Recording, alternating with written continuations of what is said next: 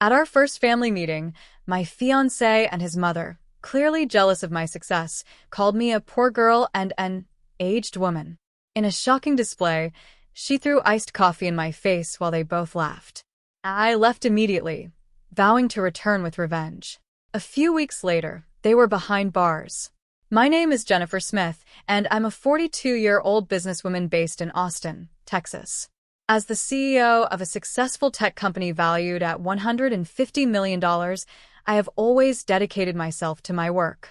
I built my company from the ground up, pouring my heart and soul into it. I thought I had everything figured out until I met Jason Green, the son of one of my business partners. Jason was introduced to me by his father, Mr. Green, who had hopes of solidifying his company's future through a marriage alliance. You see, Mr. Green's tech firm was struggling financially, and he believed that tying the knot with me could be the answer to his problems. At the time, I was single and focused primarily on my career, but I thought that maybe, just maybe, there was potential in Jason. After all, he was handsome and charming, or so I thought. Jason was 45 and the youngest of 3 siblings, but unlike his sisters, he seemed to have been coddled all his life. His mother, Karen, a woman in her late 60s, was especially controlling and had a significant influence over him. I sensed the dynamic was unhealthy, but I hoped that Jason might possess qualities that would allow him to break free from his mother's grasp. As I got to know him, however, I began to have my doubts. Our first few dates were filled with laughter and fun, but slowly, the cracks in his character started to show. It was during our 4th date that everything changed. We were at a high-end restaurant, a place I thought would impress him. But instead, Jason made some demeaning comments that caught me completely off guard. "Honestly, Jennifer, I didn't think you'd be comfortable here," he said, his tone dripping with condescension. "I mean, you've built a good business, but this lifestyle is different, you know?" I felt a wave of anger wash over me. I had worked hard to create a life for myself, and yet here was Jason, making assumptions about my background and capabilities. I held my tongue, thinking that perhaps this was just a moment of immaturity. After all, I had made the decision to date him because I believed in his potential. I was determined to help him grow up, to show him what it meant to be independent and self-reliant. But as I continued to see him, I found that he often deferred to his mother's opinions. It was as if he couldn't think for himself, always looking for her approval on everything, from what to wear to what restaurants to visit. Then came the day of our first family meeting where I would meet Karen. I felt nervous yet excited. I hoped that if Jason's family could see how well we matched, it would help him embrace a more mature side of himself. But I had no idea what was in store. When I arrived at their home, I was greeted by the smell of freshly brewed coffee and the sight of a beautifully decorated living room. But my heart sank when I saw Karen. She was a formidable presence, exuding an air of superiority that made my skin crawl. As we sat down for coffee, the conversation flowed awkwardly. I tried to engage Karen, asking about her interests and her family. However, she seemed more interested in critiquing me. "So, Jennifer, tell me about her company." "It must be nice to have a business to keep you busy," she said, her voice dripping with sarcasm. Before I could respond, Jason chimed in, "Yeah, I guess some people just aren't used to the finer things in life." My heart raced as I felt the sting of humiliation. Just as I was about to defend myself, Karen suddenly stood up, grabbing a glass of iced coffee. In an instant, she splashed it across my face, laughing as she did so. "Oh, dear, looks like someone can't handle the heat. You really need to know your place." I was shocked, frozen in disbelief. Jason didn't come to my defense. Instead, he laughed along with his mother, revealing just how deep his immaturity ran. My emotions boiled over. I wiped my face, trying to collect myself, but all I felt was rage. The mockery was too much. That moment became the turning point for me.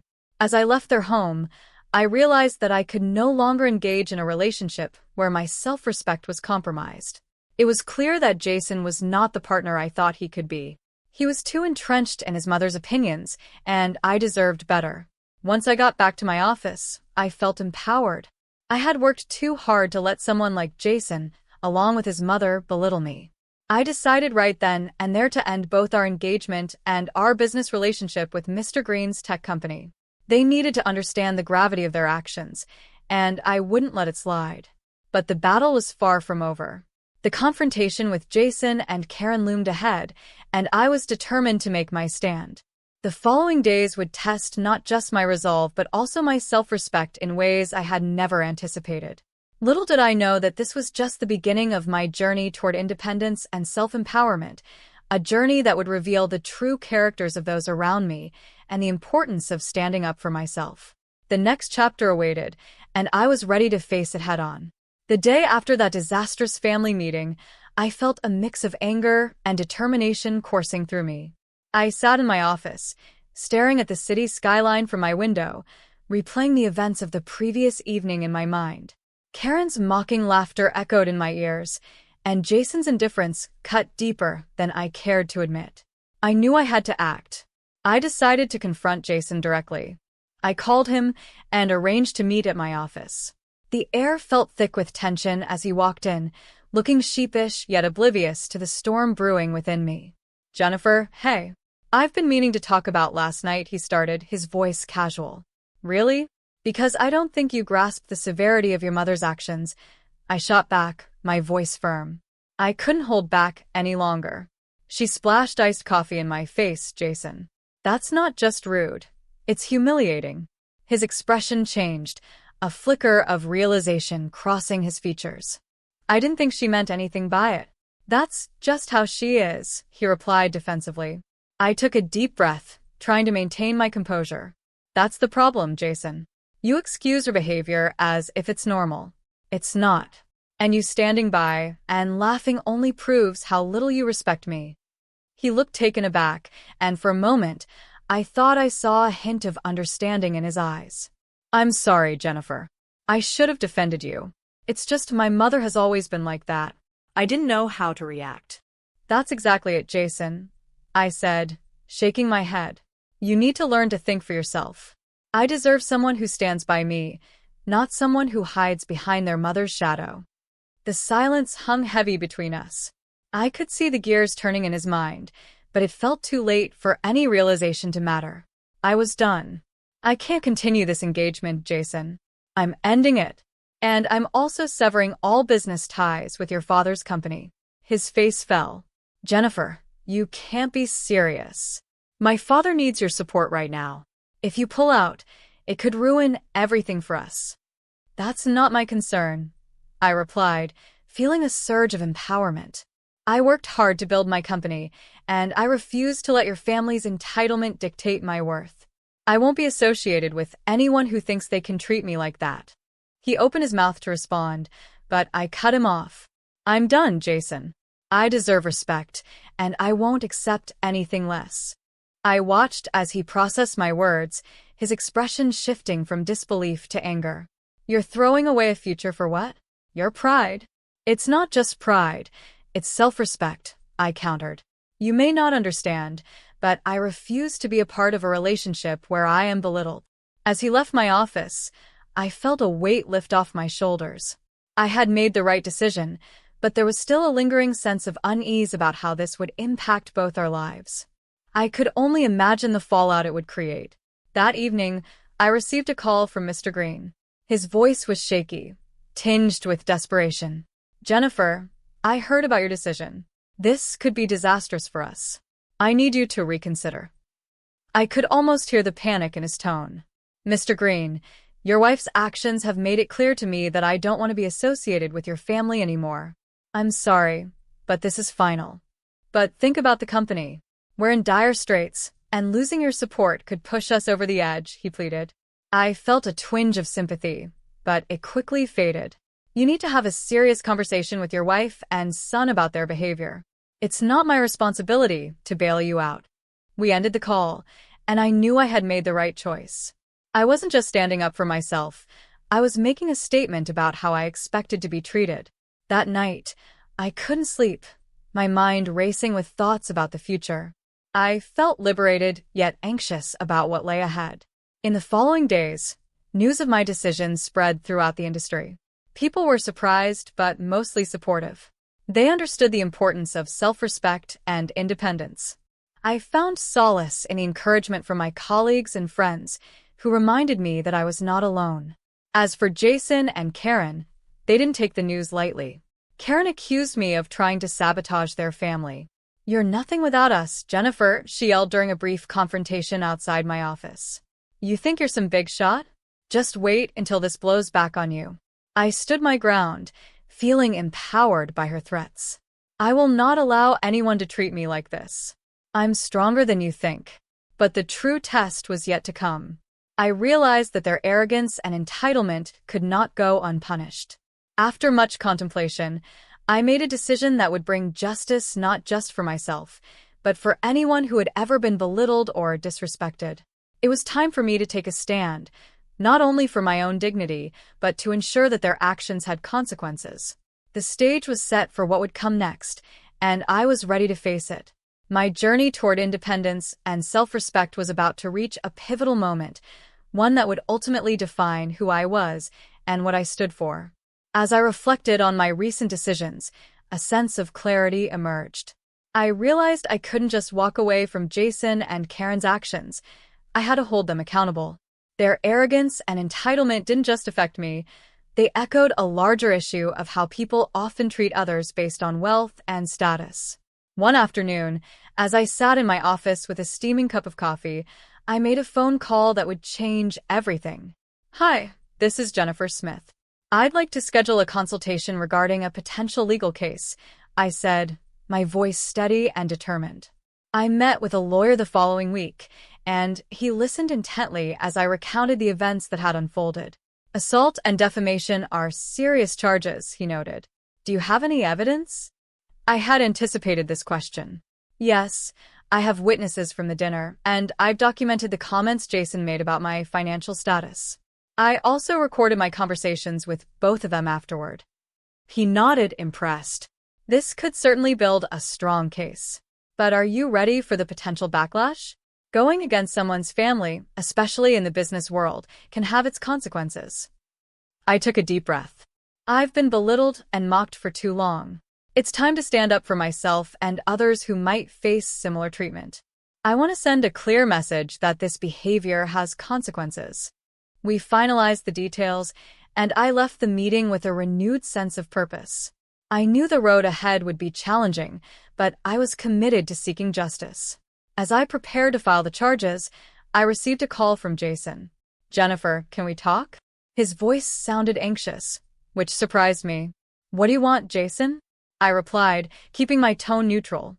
"I heard about your meeting with the lawyer.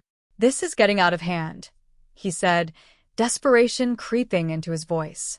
"My family is in turmoil because of this." "I'm not responsible for your family's problems, Jason. You and your mother made your choices," I responded, feeling a mix of anger and sadness.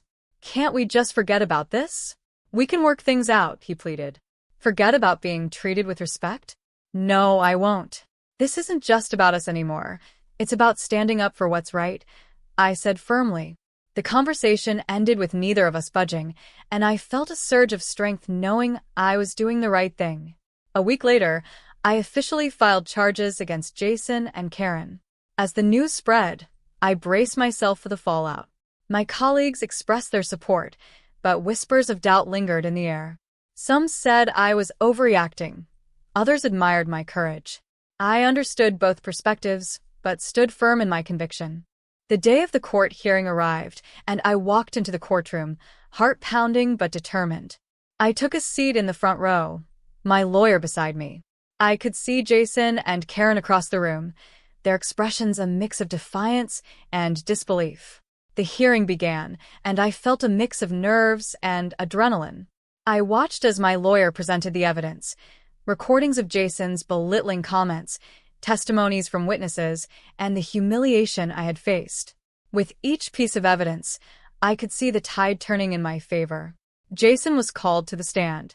He fidgeted as he recounted his version of events. "I didn't mean any harm. My mother is just protective. I thought Jennifer could handle it," he claimed, glancing nervously at his mother. My lawyer cross-examined him, exposing his immaturity and reliance on Karen. "Jason, Do you believe your mother's actions were acceptable? He hesitated, unable to answer without implicating himself further. The courtroom buzzed with murmurs, and I felt a surge of satisfaction. Next, Karen took the stand. She remained defiant, claiming I was trying to ruin their lives. Jennifer is just bitter because she couldn't handle the truth. She was never in our league, she declared, her arrogance evident. My heart raced as I listened to her insults, but I reminded myself of my purpose. I would not allow her words to diminish my worth. After both sides presented their arguments, I sat back, heart racing. The judge left the courtroom to deliberate, and I couldn't shake the feeling of anticipation. My mind raced with thoughts about the implications of this case and what it would mean for my future. As we waited for the verdict, I felt a mixture of fear and hope. This was more than just about me. It was about justice and the importance of treating everyone with respect, regardless of their background. I had taken a stand, and whatever the outcome, I knew I was on the right side of this battle. In that moment of uncertainty, I found strength in my decision, ready to face whatever was coming next. Justice was within reach, and I was determined to see it through. The courtroom felt different this time. I walked in with a sense of purpose, knowing that I was not just fighting for myself anymore. This was about holding Jason and Karen accountable for their actions and ensuring they understood the consequences of their arrogance. As I sat there, my lawyer reviewed our strategy. "We have strong evidence," he reassured me. "But remember, they might fight back hard." I nodded, feeling a mix of anxiety and determination. I had come too far to back down now. When the trial began, Jason and Karen were seated at the front, their expressions a mix of defiance and apprehension. I took a deep breath, ready to confront the very people who had tried to diminish me. They had spent too long cloaked in their privilege, unaware of the damage they had caused. As the testimonies unfolded, it became clear that they had underestimated the depth of their actions. I shared my story openly, recounting the humiliation I had faced, the iced coffee splashed in my face, and the laughter that followed. The courtroom was silent as I laid bare the emotional toll their behavior had taken on me. The judge listened attentively, occasionally glancing at Jason and Karen, who shifted uncomfortably in their seats. I felt empowered, no longer the victim, but a woman reclaiming her narrative. After several days of testimony, the moment finally came. The judge prepared to deliver the verdict. My heart raced. This was the culmination of everything I had fought for. The courtroom held its breath. After reviewing all evidence and testimonies, the judge announced, "It is clear that both defendants engaged in actions that were not only disrespectful, but also damaging to Ms. Smith's reputation and mental well-being." I held my breath as he continued. "I find both Jason Green and Karen Green guilty of defamation and emotional distress." The words echoed in the room, and a wave of relief washed over me.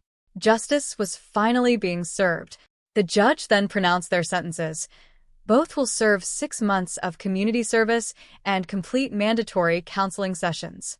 While I had hoped for more, I recognized that this was a significant step. They would have to confront their actions and, perhaps, learn from them. As I left the courtroom, I felt lighter. The weight of their entitlement no longer loomed over me. I had taken a stand, not just for myself, but for anyone who had felt belittled by those who believed they were above others. I had reclaimed my self-respect. In the months that followed, Jennifer's tech solutions thrived. I focused on expanding our reach, building partnerships that aligned with my values. I also began mentoring young women in the tech industry, sharing my story and encouraging them to stand firm in their self-worth. The experience transformed me. I no longer sought validation from others. My confidence stemmed from within. I had learned that independence was not just a state of being, but a powerful choice. Jason and Karen, meanwhile, were forced to confront their behavior. I hoped their community service would serve as a wake-up call. Perhaps they would learn to judge others based on character rather than social status. Looking back, I realized that my journey was not just about justice. It was about self-discovery. I emerged stronger and more resilient than I ever thought possible. The chapter with Jason was closed, and I was ready to embrace new beginnings. This was my story of empowerment, a reminder that self-respect and independence triumph over arrogance. I had reclaimed my voice, and I was ready to write the next chapter of my life, one filled with purpose, integrity, and the freedom to be unapologetically me.